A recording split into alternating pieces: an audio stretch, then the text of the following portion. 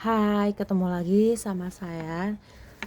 Perkenalkan, nama saya Nailatul Mazaya.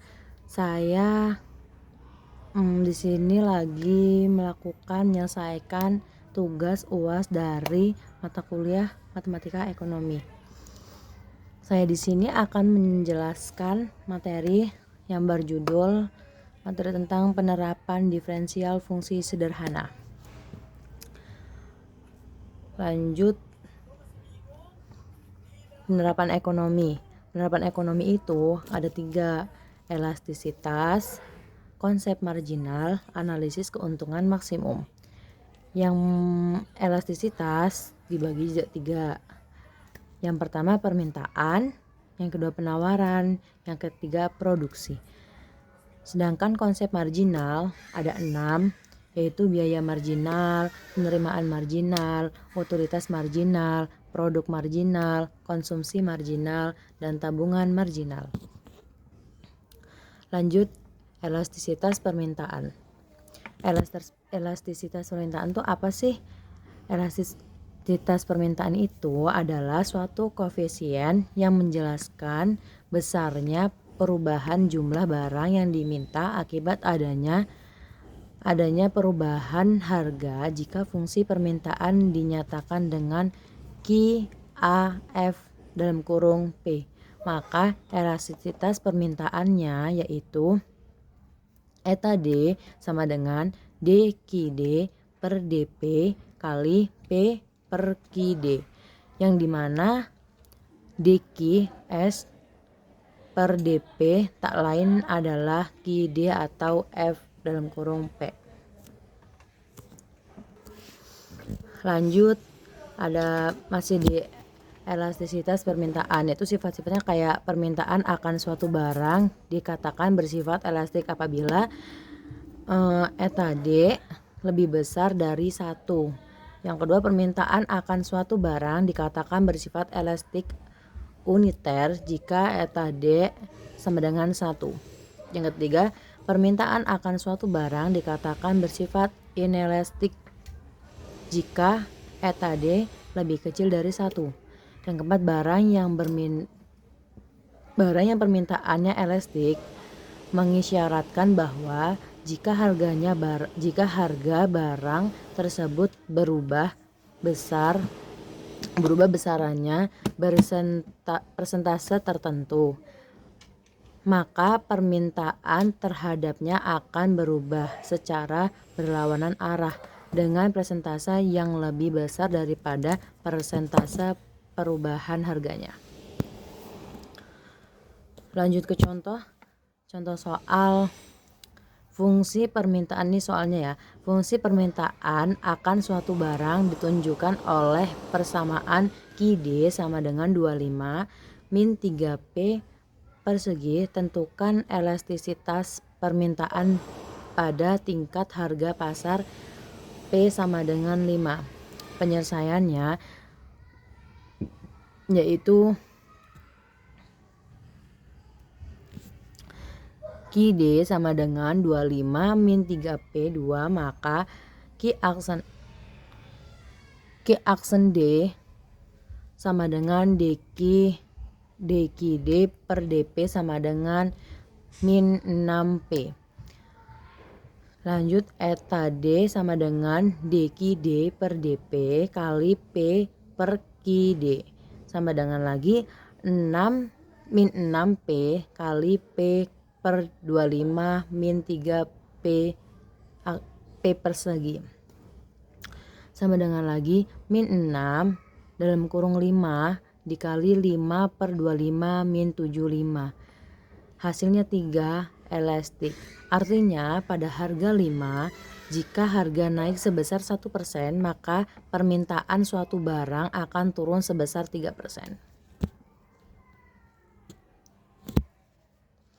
Elastisitas penawaran.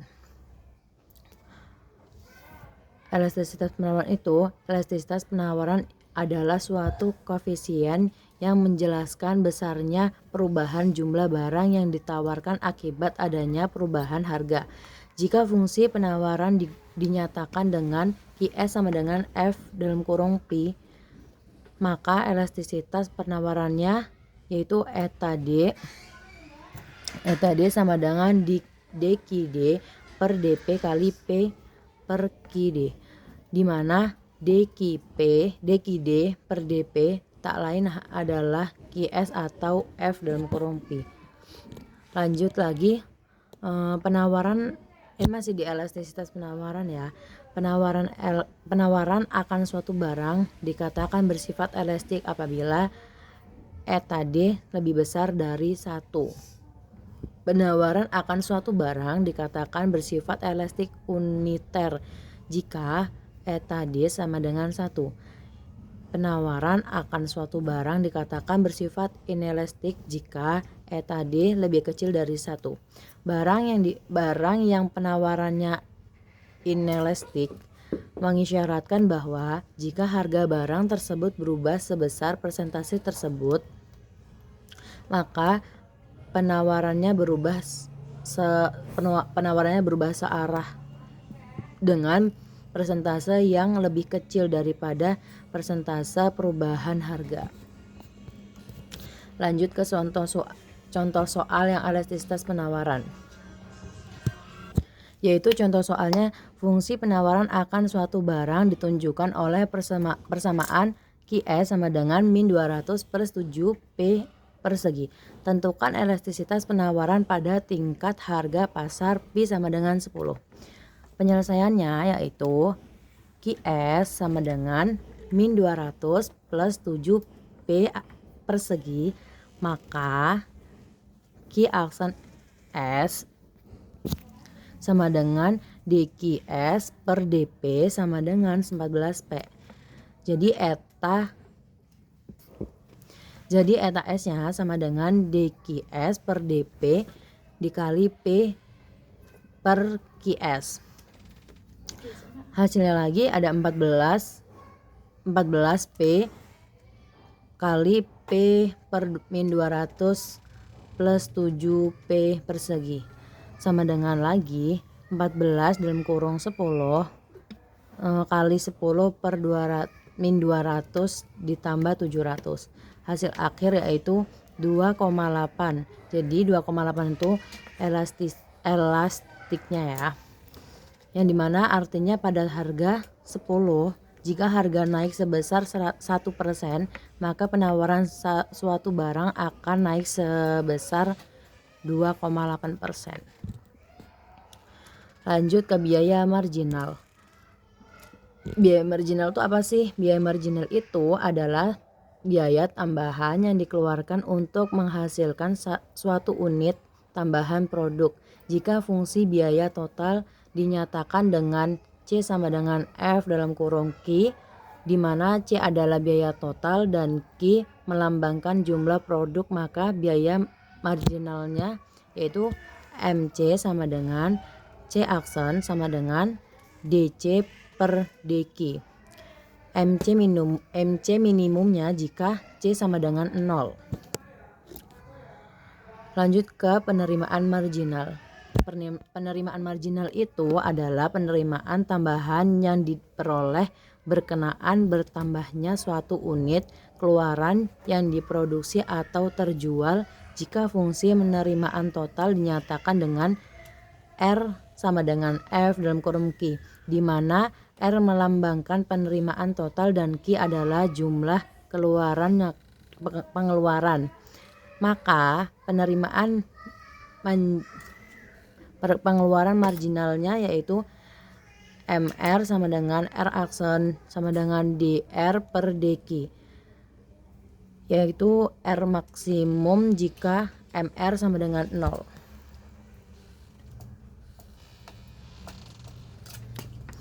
Lanjut ke contoh soal dari penerimaan marginal.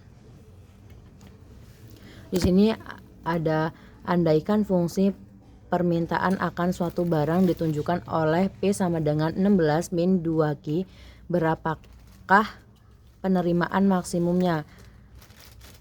Kita cari dulu maka penerimaan total ya. Penerimaan totalnya yaitu R sama dengan P kali Q sama dengan F dalam kurung Q sama dengan 16 Q min 2 Q persegi.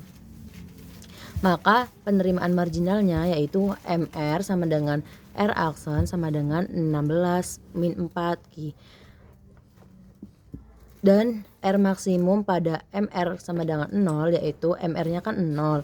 Jadi 0 sama dengan 16 min 4 Q.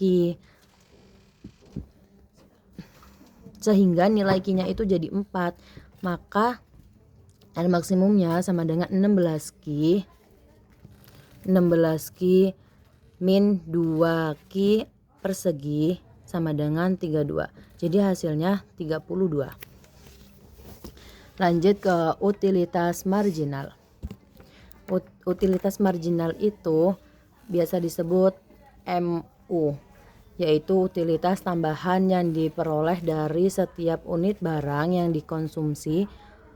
Fungsi utilitas total dinyatakan dengan U sama dengan F dalam kurung Q, di mana U melambangkan utilitas total dan Q jumlah barang. Q-nya itu jumlah barang yang dikonsumsi. Maka utilitas marginalnya yaitu MU sama dengan U aksen sama dengan DU per DQ. U maksimum pada MU yaitu 0. Contoh soal, lanjut ke contoh soal dari utilitas marginal. Di sini ada U sama dengan F dalam kurung Q sama dengan 90 Q min 5 Q kuadrat. Penyelesaiannya MU sama dengan U aksen yaitu 90 min 10 Q. U maksimum pada MU sama dengan 0, MU sama dengan 0 nya, jadi 0 sama dengan 90 min 10 Q. Sehingga nilai Q sama dengan 9, maka U maksimumnya 90 dikali 9 dikurang 5 dikali 9 persegi. Hasilnya 810 dikurang 405. Dan hasil akhirnya 405. Lanjut ke produk marginal. Produk marginal itu adalah tambahan output hasil produksi yang diperoleh dari tambahan suatu unit input tertentu dengan input lain.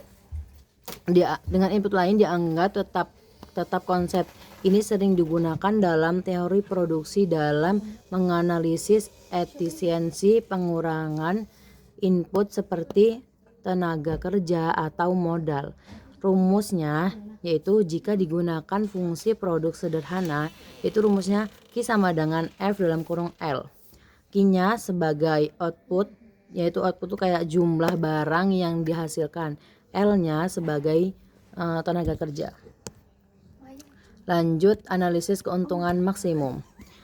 Yaitu ada ciri-cirinya, ada tingkat produksi yang memberikan keuntungan maksimum atau penimbulan kerugian maksimum dapat disidik dengan pendekatan diferensial.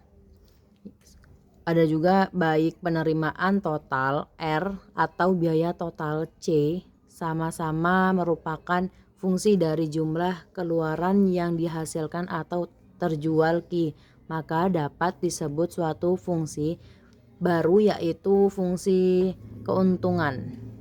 Fungsi keuntungan tuh N kecil ya lambangnya. Ada juga nilai ekstrim atau nilai optimum P. Itu tuh P ya guys, soalnya di laptop nggak bisa kalau bikin P. Dapat ditentukan dengan cara menetapkan derivatif pertamanya sama dengan 0.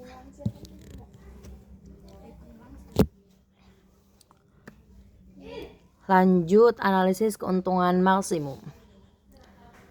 Ini nih lebih kayak ke langsung contohnya ya, nggak ada penjelasannya soalnya apa sih kayak sama-sama sebenarnya. Yaitu kayak P sama dengan R, min C sama dengan R dalam kurung Q, min C dalam kurung Q sama dengan F dalam kurung Q. P optimum jika P aksen sama dengan F aksen dalam kurung Q sama dengan D apa sih D dP per dQ sama dengan 0. Karena Pi sama dengan R min C, maka Pi aksen sama dengan R aksen min C aksen sama dengan MR min MC. Berarti pada Pi optimumnya yaitu Pi aksen sama dengan 0 sama dengan MR min MC sama dengan 0 sama dengan MR sama dengan MC. Untuk mengetahui apakah Pi1 sama dengan 0 mencerminkan keuntungan maksimum ataukah justru kerugian maksimum, perlu diuji melalui derivatif kedua dari fungsi Pi.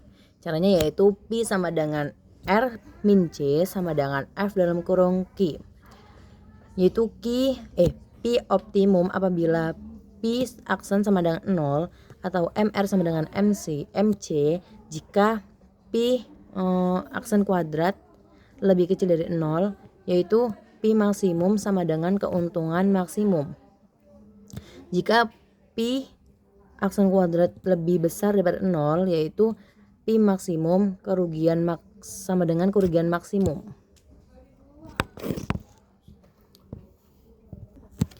Contoh soalnya yaitu andaikan R sama dengan R kecil dalam kurung Q sama dengan min 2 Q persegi ditambah 1000 Q.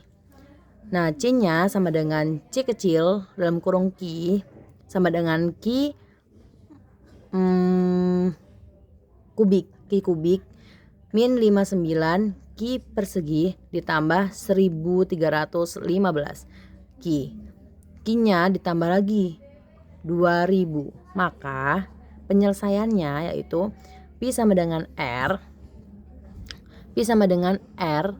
min C sama dengan min Q kubik ditambah 57 Q persegi dikurang 315 Q dikurang lagi 2000 agar ketentuan maksimum Pi aksen 0 kan tadi hasil itunya ketentuannya. Jadi min 3 Q2 ditambah 114 Q dikurang 315 sama dengan 0, dan Q persegi dikurang 38 Q ditambah 105 sama dengan 0. Dalam kurung Q min 3 dalam kurung lagi Q min 35 sama dengan 0. 0 itu tuh diperoleh jadi Q1 sama dengan 3 dan Q2 sama dengan 35. Pi aksen kuadratnya sama dengan min 6 Q ditambah 114. Nah, jika Q sama dengan 3, maka Pi aksen kuadrat sama dengan min 6 dalam kurung 3 ditambah 114 sama dengan 96 lebih besar dari 0. Jika Q-nya 35, maka Pi aksen kuadratnya itu sama dengan min 6 dalam kurung 35 ditambah 14 sama dengan min 96. Itu lebih kecil daripada 0 karena ada minnya kan. Karena Pi aksen kuadrat lebih kecil dari 0 untuk Q yaitu 35, maka tingkat produksinya yang menghasilkan keuntungan maksimum adalah Q sama dengan 35 unit. Adapun besarannya keuntungan maksimum tersebut yaitu Pi sama dengan min dalam kurung 35 per kubik ditambah 57 dalam kurung 35 persegi. Min dikurang 315 di dalam kurung 35 dikurang lagi 2000, jadi hasilnya 13.925. Jadi itu hasil terakhir ya guys, 13.925. Oh ya, ada catatan nih. Pokoknya ini catatan harus diingat. Pokoknya kalau analisis keuntungan maksimum hanya bisa diturunkan menjadi 2. Jadi nggak bisa tuh diturunin jadi 6, jadi 5, jadi 4 tuh nggak bisa. Bisanya jadi 2. Terus ada juga tuh biaya marginal itu independen ya. Jadi di mana ada biaya marginal jadi harus independen. Mungkin sekian dari saya.